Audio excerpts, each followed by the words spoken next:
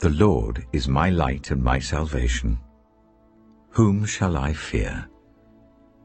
The Lord is the stronghold of my life. Of whom shall I be afraid?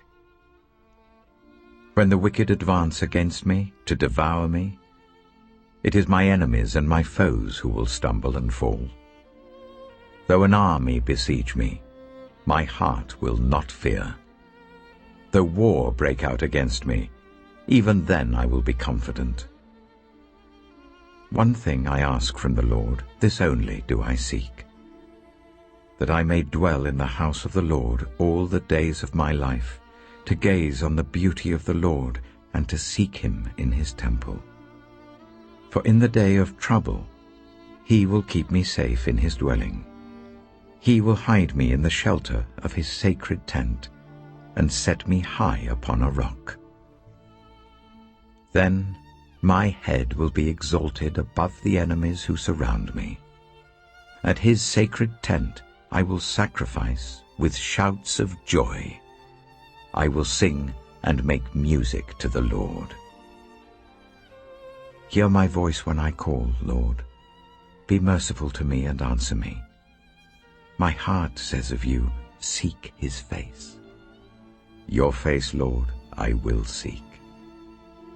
Do not hide your face from me. Do not turn your servant away in anger. You have been my helper.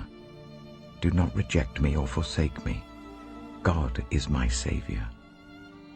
Though my father and mother forsake me, the Lord will receive me. Teach me your way, Lord. Lead me in a straight path because of my oppressors. Do not turn me over to the desire of my foes, for false witnesses rise up against me, spouting malicious accusations. I remain confident of this. I will see the goodness of the Lord in the land of the living. Wait for the Lord. Be strong and take heart, and wait for the Lord. Psalm 78. My people, hear my teaching. Listen to the words of my mouth. I will open my mouth with a parable. I will utter hidden things, things from of old, things we have heard and known, things our ancestors have taught us. We will not hide them from their descendants. We will tell the next generation the praiseworthy deeds of the Lord, his power and the wonders he has done. He decreed statutes for Jacob and established the law in Israel, which he commanded our ancestors to teach their children, so the next generation would know them, even the children yet to be born, and they in turn would tell their children. Then they would put their trust in God, and would not forget his deeds, but would keep his commands. They would not be like their ancestors, a stubborn and rebellious generation, whose hearts were not loyal to God, whose spirits were not faithful to him. The men of Ephraim, though armed with bows, turned back on the day of battle. They did not keep God's covenant and refused to live by his law. They forgot what he had done, the wonders he had shown them. He did miracles in the sight of their ancestors, in the land of Egypt, in the region of Zoan. He divided the sea and led them through. He made the water stand up like a wall. He guided them with the cloud by day and with light from the fire all night. He split the rocks in the wilderness and gave them water as abundant as the seas.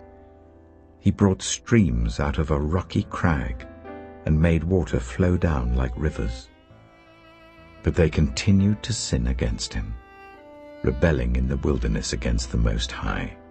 They willfully put God to the test by demanding the food they craved. They spoke against God. They said, "Can God really spread a table in the wilderness?"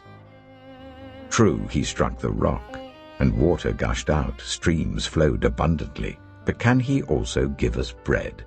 Can he supply meat for his people? When the Lord heard them, he was furious. His fire broke out against Jacob, and his wrath rose against Israel, for they did not believe in God, or trust in his deliverance.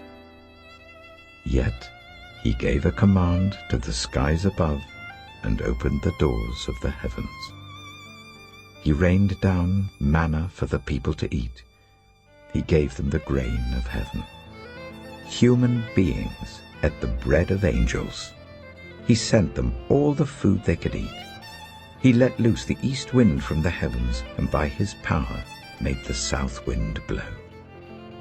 He rained meat down on them like dust, birds like sand on the seashore. He made them come down inside their camp, all around their tents. They ate till they were gorged. He had given them what they craved. But before they turned from what they craved, even while the food was still in their mouths, God's anger rose against them. He put to death the sturdiest among them, cutting down the young men of Israel. In spite of all this, they kept on sinning.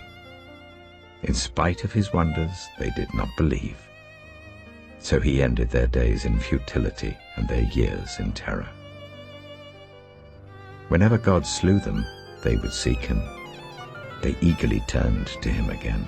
They remembered that God was their rock, that God Most High was their Redeemer. But then they would flatter him with their mouths, lying to him with their tongues. Their hearts were not loyal to him. They were not faithful to his covenant. Yet he was merciful. He forgave their iniquities and did not destroy them. Time after time he restrained his anger and did not stir up his full wrath. He remembered that they were but flesh, a passing breeze that does not return. How often they rebelled against him in the wilderness and grieved him in the wasteland. Again and again they put God to the test. They vexed the Holy One of Israel. They did not remember his power.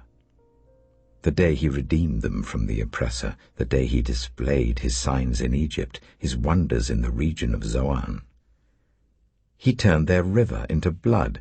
They could not drink from their streams. He sent swarms of flies that devoured them and frogs that devastated them. He gave their crops to the grasshopper, their produce to the locust. He destroyed their vines with hail and their sycamore figs with sleet. He gave over their cattle to the hail, their livestock to bolts of lightning. He unleashed against them his hot anger, his wrath, indignation, and hostility, a band of destroying angels. He prepared a path for his anger. He did not spare them from death, but gave them over to the plague. He struck down all the firstborn of Egypt, the firstfruits of manhood in the tents of Ham. But he brought his people out like a flock. He led them like sheep through the wilderness. He guided them safely, so they were unafraid. But the sea engulfed their enemies. And so he brought them to the border of his holy land, to the hill country his right hand had taken. He drove out nations before them and allotted their lands to them as an inheritance. He settled the tribes of Israel in their homes. But they put God to the test and rebelled against the Most High. They did not keep his statutes. Like their ancestors, they were disloyal and faithless, as unreliable as a faulty bow.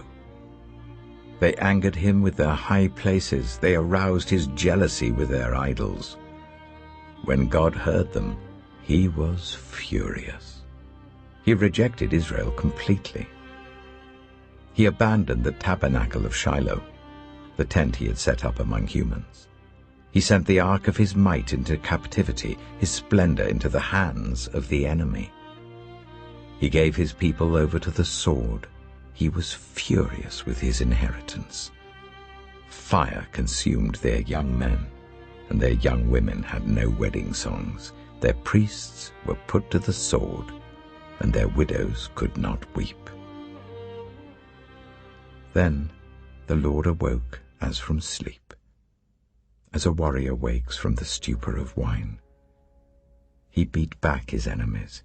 He put them to everlasting shame. Then he rejected the tents of Joseph. He did not choose the tribe of Ephraim, but he chose the tribe of Judah, Mount Zion, which he loved. He built his sanctuary like the heights, like the earth that he established forever. He chose David, his servant, and took him from the sheepfolds. From tending the sheep he brought him to be the shepherd of his people Jacob, of Israel his inheritance. And David shepherded them with integrity of heart. With skillful hands he led them.